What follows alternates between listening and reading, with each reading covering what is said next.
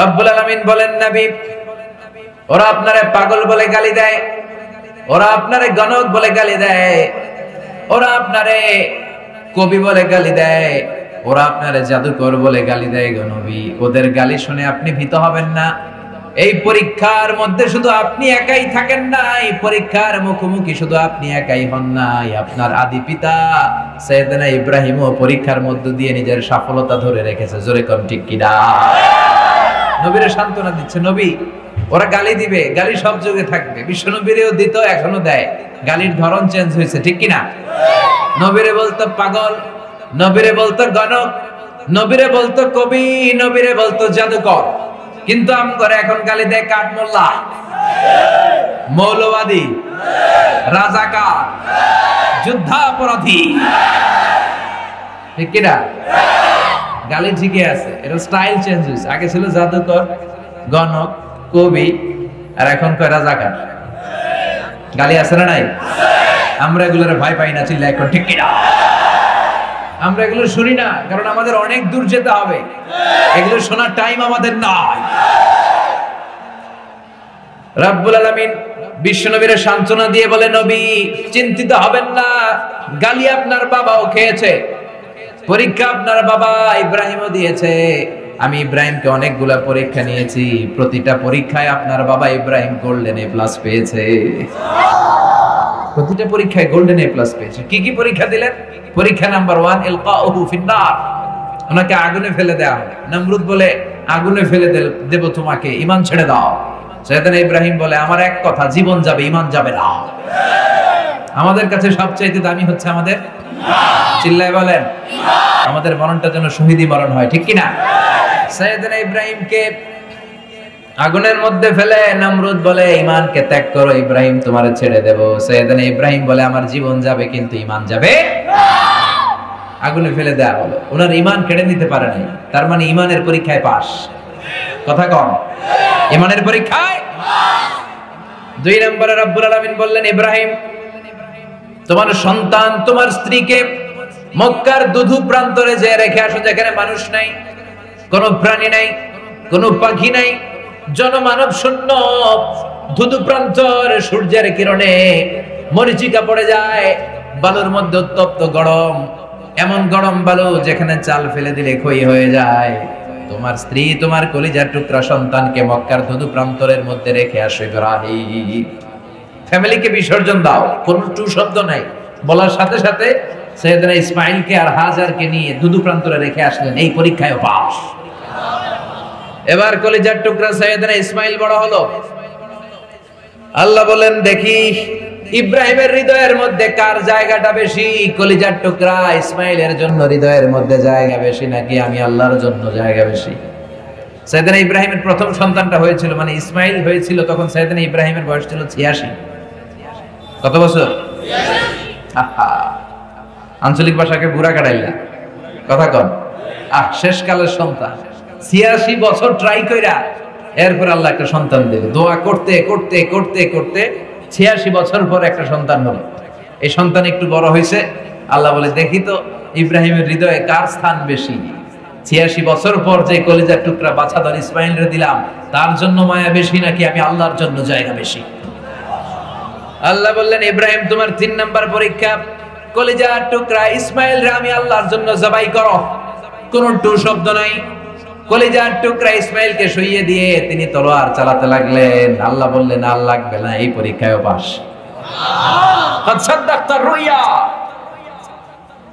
তুমি তোমার স্বপ্নকে সত্যায়ন করেছো, এই পরীক্ষাতে তুমি গোল্ডেন পাস। এরপরে আল্লাহ বললেন, ইব্রাহিম হজের দাওয়াত দাও, হজের কাফেলা করো, হজের প্রোগ্রামের এমডি তোমারে বানায়া দিলাম, ম্যানেজিং ডাইরেক্টর। এমডি মানে ম্যানেজিং ডাইরেক্টর, মহাব্যবস্থাপক। হজ প্রোগ্রামের এমডি বানাই দিলাম তোমারে, যাও হজের আয়োজন করো। কি করবা? হজ করবে, আমার ঘরে এসে আমার ঘর বানাও। وَإِذْ يَرْفَعُ إِبْرَاهِيمُ الْقَوَاعِدَ مِنَ الْبَيْتِ وَإِسْمَاعِيلُ رَبَّنَا تَقَبَّلْ مِنَّا إِنَّكَ أَنْتَ السَّمِيعُ الْعَلِيمُ। সাইয়েদনা ইব্রাহিম যখন কলেজার টুকরা সন্তান ইসমাইলকে নিয়ে কাবা ঘরের ভিত্তিপ্রস্তর স্থাপন করলো। স্থাপনা শেষ করে আল্লাহরে বলল, আল্লাহ আমাদের পক্ষ থেকে কবুল করে নাও। আল্লাহ বললেন, হজের কাফেলা করো ইব্রাহিম, হজ প্রোগ্রামের এমডি বানাইছি তোমারে, ম্যানেজিং ডাইরেক্টর। এই হজের আয়োজন করার আগে আমার একটা ঘর বানাও। ঘর বানাইলেন। এরপরে আল্লাহ বললেন, এই ঘরটারে তাওয়াফকারীদের জন্য, ইতিকাফকারীদের জন্য, রুকু সিজদাকারীদের জন্য ক্লিন করো, ক্লিন। তাহহিরা বাইতিয়া লিত-তাইফিনা ওয়াল আকিফিনা ওয়ার রুকআইস সুজুদ। কেমন নবী ছিল, ঝাড়ুদার এর দায়িত্ব পালন করেছেন। আমরা মসজিদ ঝাড়ু দিতে চাই না। সাইয়েদনা ইব্রাহিম, সাইয়েদনা ইসমাইল, বাপ বেটা উলুল আজমি মিনার রাসূল, এত বড় পয়গম্বর হয়ে বাপ বেটা কাবা ঘরের মসজিদের ঝাড়ু দিতে দ্বিধাবোধ করে নাই। চিল্লা এখন ঠিক কি না? আর মসজিদের সভাপতি মসজিদে বালু দেখলে খালি চিল্লায়। সব দায়িত্ব মুয়াজ্জিন সাহেবের কাঁধে দিয়া দেয়। খালি খাদেমরে ধমকায়, মুয়াজ্জিনরে ধমকায়, আপনি একটু ঝাড়ু দেন না। মসজিদের খাদেম তো আমরা সবাই। কথা বলেন। মসজিদে ঝাড়ু দিবেন, মসজিদ পরিষ্কার করবেন, আপনার হৃদয়ের জ্বালা যন্ত্রণা দূর করে দিবে কে? আল্লাহ বললেন, তাহহিরা বাইতিয়া লিত-তাইফিনা ওয়াল আকিফিনা ওয়ার রুকআইস সুজুদ। ইব্রাহিম তাওয়াফকারীদের জন্য, রুকু সিজদাকারীদের জন্য মসজিদটারে ক্লিন করো। ক্লিন করলেন। এবার আল্লাহ বললেন, কাবা ঘর বানালা। হজ প্রোগ্রামের প্রথম কাজ সাল্লা কাবা ঘর, এটা বানানো হলো। হজ প্রোগ্রামের দ্বিতীয় কাজ করলা ক্লিনলিনেস, পরীক্ষা, পরিষ্কার পরিচ্ছন্নতা হয়ে গেল। হজ প্রোগ্রামের 3 নাম্বার কাজ আমি তোমারে দিলাম, ইব্রাহিম হজের জন্য একটা আযান দিয়া দাও। কি দাও? ওয়াযিন ফিন-নাস বিল-হজ্জি ইয়াতুকা রিজালান ওয়া আলা কুল্লি দামিরি ইয়াতিনা মিন কুল্লি ফাজ্জিন আমিক। সুবহানাল্লাহ বলেন। আল্লাহ বললেন, ইব্রাহিম তুমি হজের জন্য আযান দাও, হজের ঘোষণা দাও। ওটে চড়ে পায়ে হেঁটে, জাহাজ দিয়ে, এরোপ্লেন দিয়ে আমার প্রিয় বান্দারা আমার ঘরে হজ করতে আসবে, তুমি হজের জন্য আযান দিয়ে দাও। সাইয়েদনা ইব্রাহিম বলে, আল্লাহ ধুধু প্রান্তর কেউ নাই, বাপ বেটা পাথর কেটে ঘর বানালাম, পরিষ্কার করলাম, মানুষ নাই, কেউ নাই, কার সামনে আযান দেব?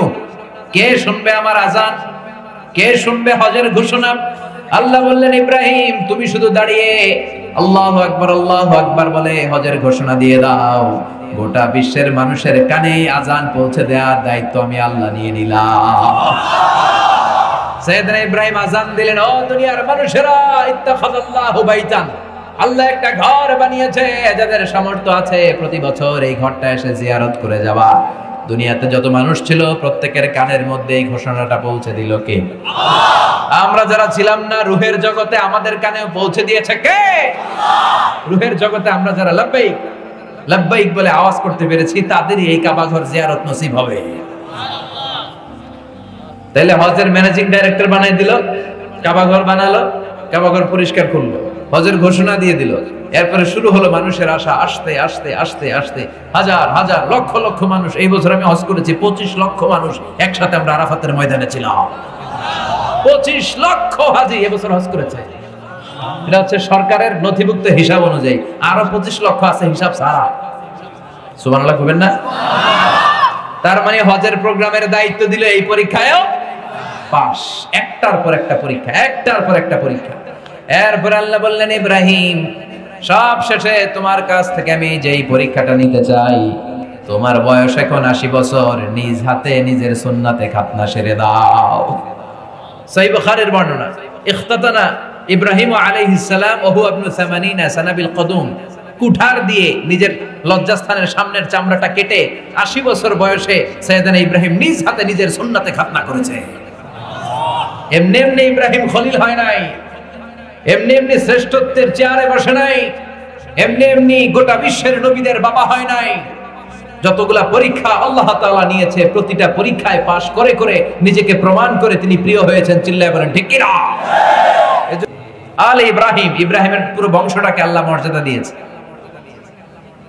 এই বংশ, এই ফ্যামিলির সবটাতেই শুধু মর্যাদা আর মর্যাদা, মর্যাদা আর মর্যাদা। সাইয়েদনা ইব্রাহিম যে জায়গার মধ্যে দাঁড়িয়েছেন ওই জায়গাটারে মুসল্লা বানায় দিয়েছে কে?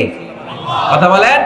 ওয়াত্তাখিযু মিন মাকামি ইব্রাহিম মুসাল্লা, যেই পাথরের মধ্যে দাঁড়িয়ে সাইয়েদনা ইব্রাহিম আলাইহিস সালাম কাবা ঘর নির্মাণ করেছেন, ওই পাথরটারে মুসল্লা বানালো কে? আল্লাহ আদেশ করেছেন ওই পাথরের সামনে দাঁড়িয়ে নামাজ পড়ো, এটা মুসল্লা বানাও। বিশ্বনবী যখনই তাওয়াফ করতেন, যখনই কাবা ঘর তাওয়াফ করতেন, তাওয়াফ করে এসেই যেই পাথরের মধ্যে সাইয়েদনা ইব্রাহিম দাঁড়িয়েছেন ওইটার সামনে এসে 2 রাকাত নামাজ পড়তেন। এবং প্রত্যেকবার তাওয়াফ শেষে মাকাম ইব্রাহিমকে সামনে রেখে 2 রাকাত নামাজ পড়া সুন্নাহ। আপনারাও যারা হজ করছেন মাকাম ইব্রাহিমে নামাজ পড়ছেন না? কাবা ঘরের পাশে আল্লাহ কি মর্যাদা দিলেন, ওনার স্মরণকে, ওনার স্মৃতিকে চির অম্লান করে রাখার জন্য কাবা ঘরের পাশে একটা পাথরকে আল্লাহ জায়গা দিলেন। এটা ছোট্ট একটা মিনারা করার, গ্লাস ফিটিং করা। ওই পাথরের মধ্যে সাইয়েদনা ইব্রাহিম আলাইহিস সালামের পায়ের ছাপ আছে, ফুটপ্রিন্ট আছে। কাবা ঘরের পাশে এটার অবস্থান। আর কিয়ামত পর্যন্ত এই জায়গাটারে মুসল্লা বানিয়ে লক্ষ লক্ষ হাজী সাহেবরা নামাজ পড়তে থাকবে। চিল্লায় বলেন ঠিক কি না? বিশ্বনবীকে যখন আল্লাহ তাআলা মেরাজে নিয়ে যাবেন, হাতিমে কাবায় শুইয়ে সাইয়েদনা জিবরাইল বিশ্বনবীর গলা থেকে নাভি পর্যন্ত ছিঁড়ে ফেললেন। ছিঁড়ে কলিজাটা বের করে জামজামের পানি দিয়ে ধৌত করলেন। বিশ্বনবী বললেন এই পানিটা বেশি করে খাও, তুআমু তুআমিন শিফাউ সুকমিন ইন্নাহা মুবারাকা। এটা বরকতের পানি।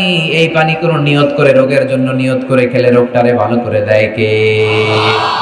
মাউ জামজাম লিমা শুরিবা লাহু। যে রোগের নিয়তে আপনি জামজাম খাবেন ওই রোগ ভালো করে দিবে কে? বিশ্বনবী দাঁড়িয়ে এই পানি পান করতেন। এজন্য দাঁড়িয়ে খাওয়া সুন্নাহ, বসেও খাওয়া যায়। তাহলে কি ছেলে, আমি ফ্যামিলিটার বর্ণনা দিচ্ছি যে বাবার পা মানে সাইয়েদনা ইব্রাহিমের পা লাগলো, ওই পাটা হয়ে গেল, জায়গাটা হয়ে গেল মুসল্লা। ছেলের পা লাগলো যেই জায়গায়, ওটা হয়ে গেল জমজমের কূপ। আর মা হাজেরা যেই জায়গায় দৌড়াদৌড়ি করলেন সাফা আর মারওয়া, 2 পাহাড়ের মাঝখানে মা হাজার দৌড়াদৌড়ি করলেন। এই দৌড়াদৌড়িটা আল্লাহর কাছে এত ভালো লেগেছে, কিয়ামত পর্যন্ত সব হাজীদের জন্য সাফা মারওয়ার মাঝখানে দৌড়াদৌড়ি করাটারে ওয়াজিব করে দিলেন কে?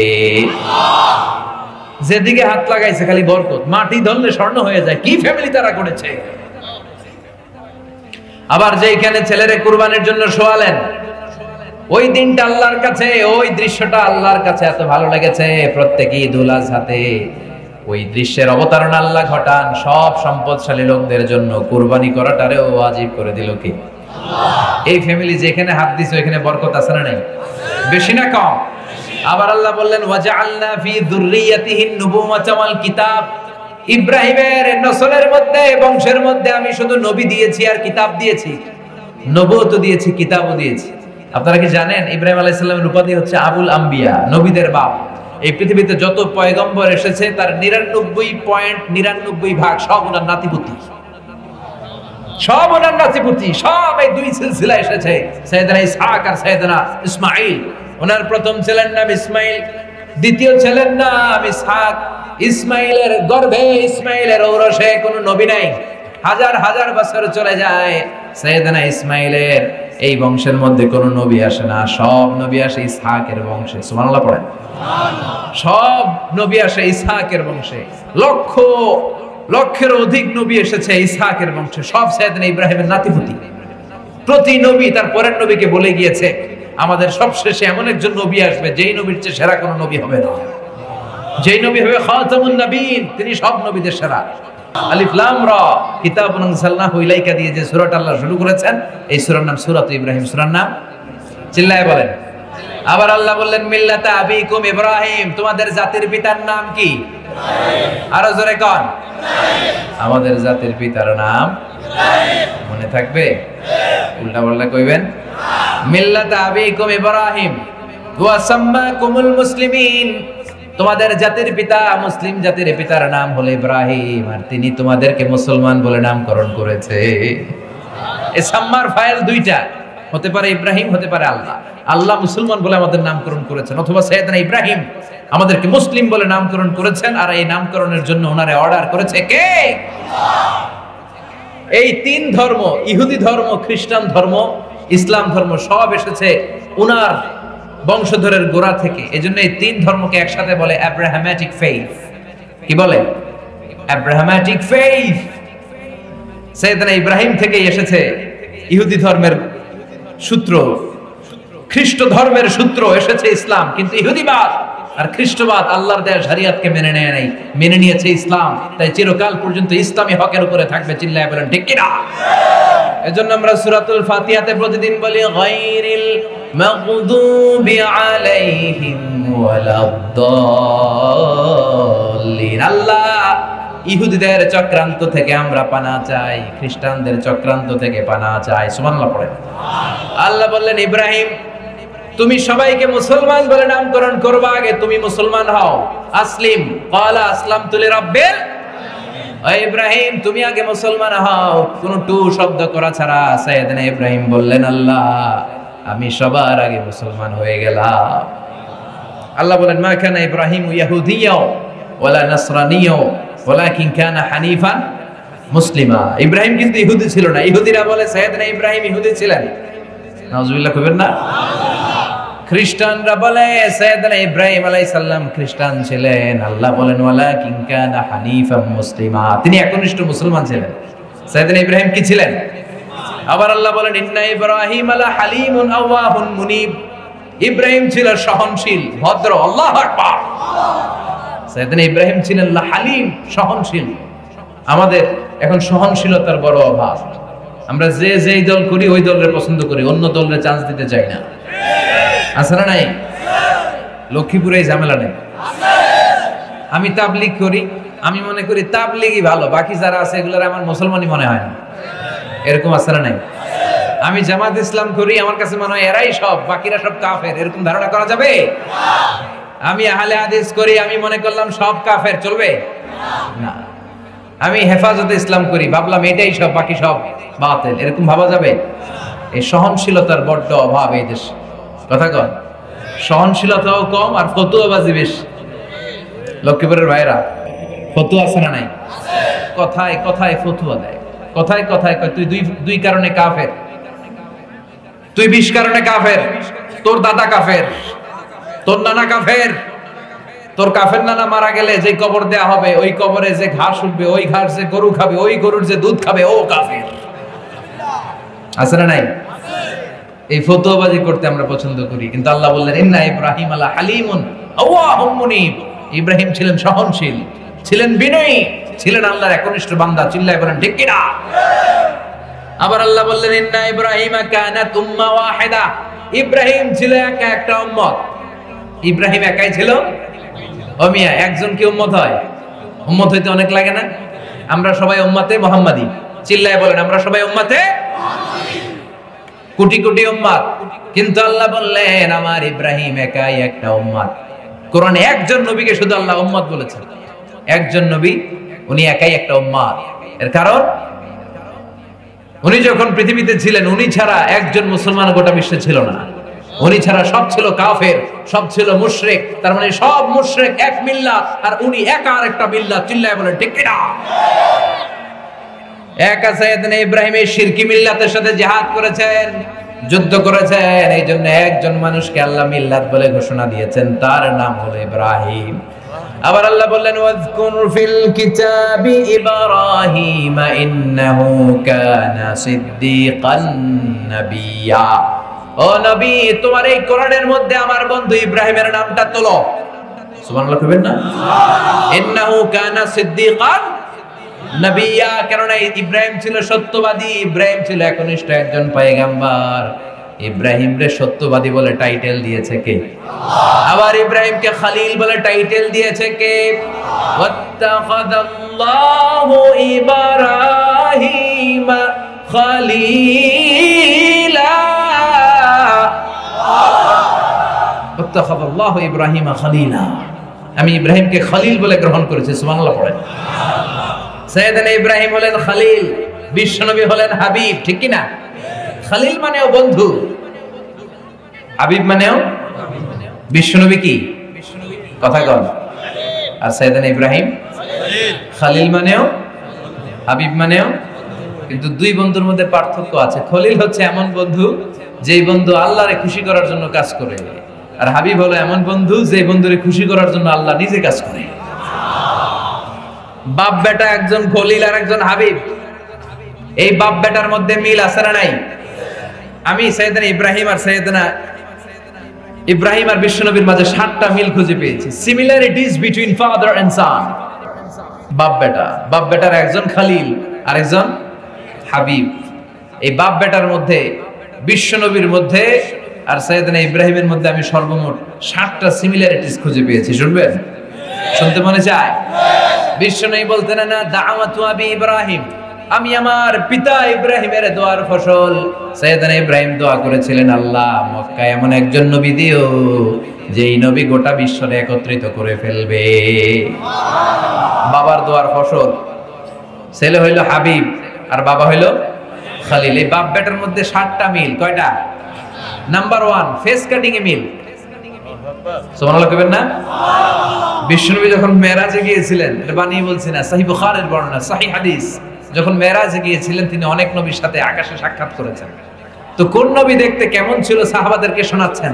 যখন ইব্রাহিম আলাইহিস সালামের ঘটনা বর্ণনা করছেন তখন বলছেন, আম্মা ইব্রাহিম ফানজুর ইলা সাহিবিকুম, ইব্রাহিম আলাইহিস সালাম দেখতে কেমন ছিল শুনতে চাও? তোমাদের নবীর দিকে তাকাও, তোমাদের নবী দেখতে যেমন সাইয়েদনা ইব্রাহিমও তেমন। সাইয়েদনা ইব্রাহিম আলাইহিস সালামের চেহারা সুরত দেখতে যেমন, বিশ্ব নবীরও চেহারা সুরত দেখতে। 2 নম্বর মিল, এই কিতাবের মধ্যে রব্বুল আলামিন 2 জনের ক্ষেত্রে উসওয়ায়ে হাসানা ব্যবহার করেছেন। উসওয়ায়ে হাসানা মানে কি? উত্তম আদর্শ, উত্তম তরিকা। লাকাদ কানা লাকুম ফি রাসূলিল্লাহি উসওয়াতুন হাসানা, তোমাদের জন্য বিশ্বনবীর জীবনের মধ্যে মডেল আছে না নাই? উত্তম চরিত্র আছে না নাই? বিশ্বনবীর ক্ষেত্রেও বলেছেন উসওয়ায়ে হাসানা, আবার সাইয়েদনা ইব্রাহিমের ক্ষেত্রেও বলেছেন উসওয়ায়ে হাসানা। চিল্লায়ে পড়েন আল্লাহু আকবার। তার মানে মিল আছে না নাই? কয়টা পাইছেন? 3 নম্বর মিল হলো সাইয়েদনা ইব্রাহিম আর বিশ্বনবী দুইজনই উলুল আজমি মিনার রাসূল।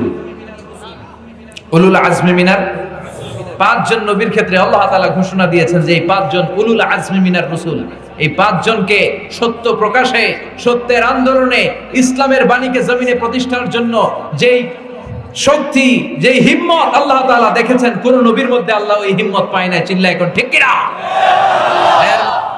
হালিমাতুস সাদিয়া বিশ্বনবীর দুধমা বলেন, কুরাইশি মুহাম্মদরা যখন আমি নিয়ে আসলাম, এই ছেলেটা কি আজীব ছেলে, কোনোদিন কাঁদে না, ক্ষুধা লাগলেও কাঁদে না, ব্যথা পেলেও কাঁদে না, শুধু লজ্জাস্থানের জায়গা থেকে তার কাপড়টা একটু সরে গেলে শিশু মাহমুদ চিৎকার দিয়ে ওঠে। বিশ্বনবী লুঙ্গি খুলে না, বাকি সব ছেলেরা লুঙ্গি খুলছে। বিশ্বনবী কাঁধের মধ্যে পাথর টেনে টেনে নিয়ে যাচ্ছেন। চাচা আবু তালেব দেখে বলেন, মুহাম্মদ তাআল হেনা, এদিকে আসো। ঘটনা কি? সবাই লুঙ্গি খুলছে, তুমি খোলো না কেন? কয় চাচা সমস্যা নাই। আবু তালেব বললেন, খোলো, তুমি ব্যথা পাবা। বিশ্বনবী বললেন, আমি ব্যথা পাবো না। সাইয়েদনা বিশ্বনবী বললেন, আমি ব্যথা পাবো না। আবু তালেব বলে, তোমার সমবয়স্ক বন্ধুরা সবাই লুঙ্গি খুলে কাঁধে রাখে, তুমি খোলো না কেন? তুমি লুঙ্গি খোলো। বিশ্বনবী কয়, জীবনেও খুলুম না। খোলেই নাই। চাচা আবু তালেব লুঙ্গির গোছা ধরে টান দিছিল, টান মারাতে বিশ্বনবী বেহুশ, ডরে আর চাচা ধরে না। থাক, লুঙ্গি খোলা দরকার নেই, এমনি ভালো। সুবহানাল্লাহ কইবেন না? এই ছোট বয়সে বিশ্বনবী কাবা বানাইছে, আর সাইয়েদনা ইব্রাহিম বয়স্ক অবস্থায় বানিয়েছে। তার মানে কাবা বানানোর দিক থেকে বাপ বেটার মিল আছে না নেই? এরপরে বাপ বেটা 2 জন হিজরত করতে বাধ্য হয়েছে। বিশ্বনবী হিজরত করেছেন মক্কা থেকে মদিনায়। সাইয়েদনা ইব্রাহিমের হিজরতের ইতিহাস অনেক লম্বা। ওনার জন্ম ইরাকের বাবেল নগরীতে। বাবেল থেকে উনি হিজরত করেছেন ফিলিস্তিন, সেখান থেকে মিশর, মিশর থেকে সৌদি আরব, আবার মিশর, আবার বাবেল, এইভাবে লম্বা লম্বা হিজরত করেছে। বাপ বেটা দুজনেই হিজরতকারী। যারা ইসলামের পক্ষে কথা বলে যুগে যুগে একই নিয়ম, তারা নিজ এলাকায় পরবাসী থাকতে পারে না। চিল্লা এখন ঠিক কিনা?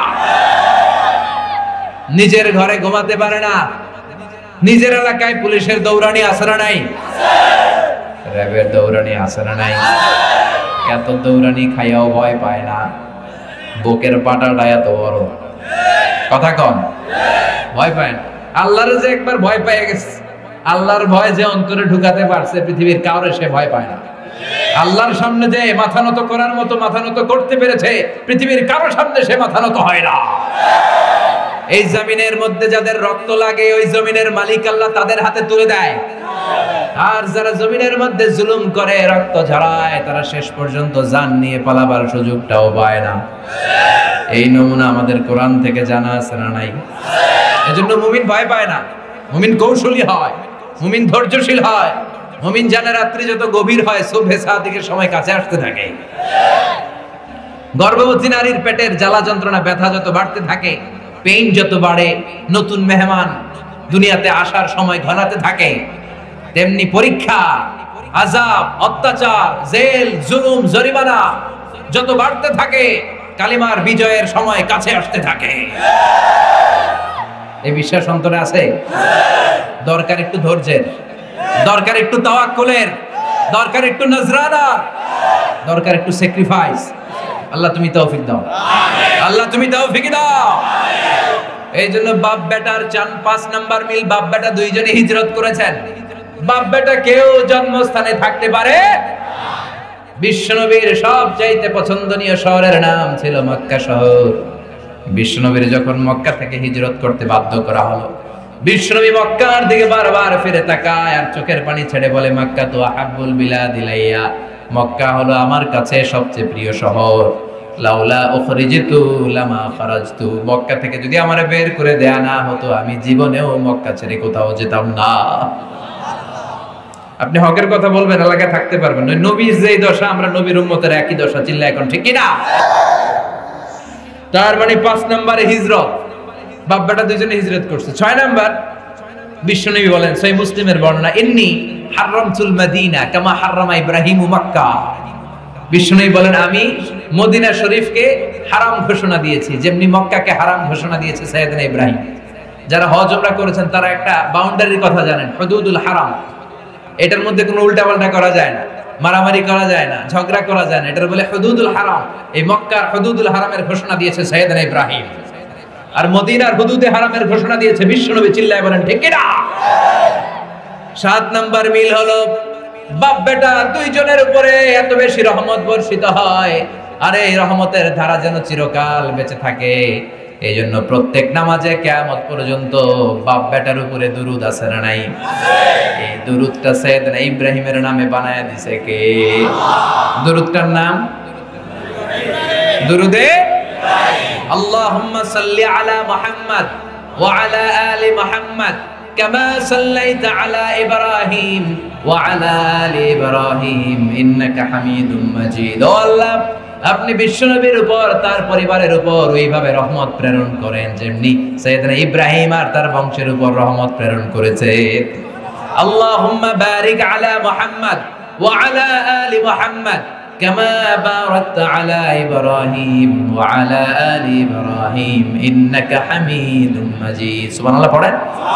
ও আল্লাহ, বিশ্বনবী ও তার পরিবারের উপর আপনি বরকত দিয়ে সিক্ত করে দেন যেমনি সাইয়েদনা ইব্রাহিম আর তার ফ্যামিলিটারে বরকত দিয়ে আপনি ধন্য করেছেন। কিয়ামত পর্যন্ত এই দুরুদে ইব্রাহিম থাকবে না? তাহলে বাপ বেটার মধ্যে কয়টা মিল পাইছেন? সুবহানাল্লাহ পড়েন।